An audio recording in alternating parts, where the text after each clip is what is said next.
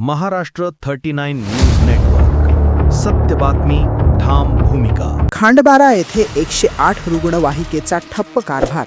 सरपंचांच्या धाडसाने वाचला जखमीचा जीव.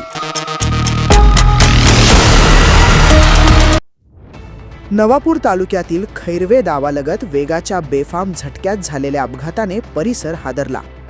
भरधाव इनोव्हा कारने मोटरसायकलला मागून जबर धडक दिल्याने धुळे येथील विकास भालेराव गंभीर जखमी झाले.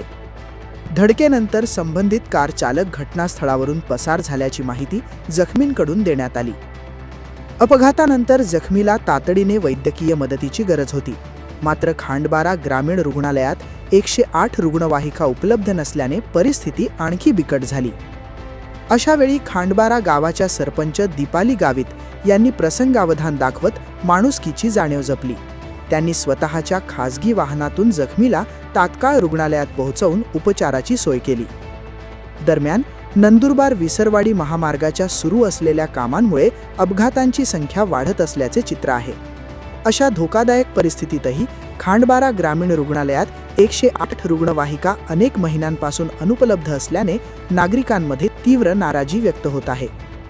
प्रशासनाला सर्वसामान्यांच्या जीवाचे काहीच मोल उरले आहे का, असा संतप्त सवाल सरपंच दीपाली गावित यांनी उपस्थित केला आहे.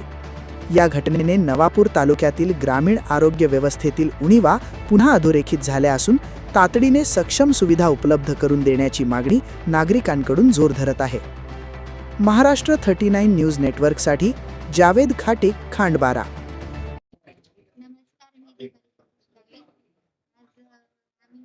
जात असताना आम्हाला हिरोच्या जंगलात एक अपघात आढळला. तिथे तो व्यक्ती जवळपास 1 दिवसापासून पडलेला होता आणि त्याचे पाय तुटलेला. तिथं आम्ही गेल्यानंतर 2-3 गाड्या 4 व्हीलर उभ्या बघितल्या, पण कोणीही त्यांना मदत केली नाही. फक्त 108 ला सगळे फोन करायचं ट्राय करत होते, पण गाडी ही वेळेवर आली नाही. आम्ही सुद्धा ट्राय केलं, पण गाडी काही पोहोचली नाही. मग आम्ही स्वतःच्या गाडीत त्यांना टाकलं आणि खांडबारा आरुषला पोहोचवलं. ही व्यक्ती धुळ्याची आहे. विलास म्हणून भालेराव त्यांचं नाव आहे. आणि मी विनंती करते